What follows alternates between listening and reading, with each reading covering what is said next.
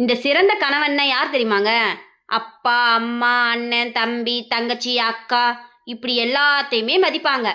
ஏன் வரவங்க போறவங்கள கூட மதிப்பாங்க. ஆனா கட்டுன பொண்டாட்டிய மட்டும் 1% கூட மதிக்கவே மாட்டாங்க. அவங்க தாங்க சிறந்த கணவன்.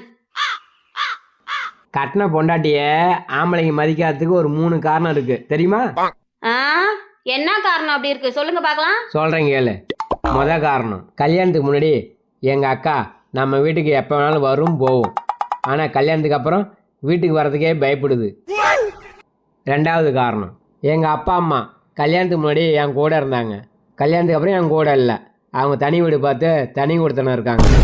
3வது, கல்யாணத்துக்கு முன்னாடி என் ஃப்ரெண்ட்ஸுங்க நிறைய பேர் வருவாங்க போவாங்க. இப்போ என் ஃப்ரெண்ட்ஸுங்க நம்ம வீட்டை பக்கம் வர்றதே இல்லை. அப்புறம் எப்படி புருஷங்காரன் பொண்டாட்டியை மதிக்க முடியும்?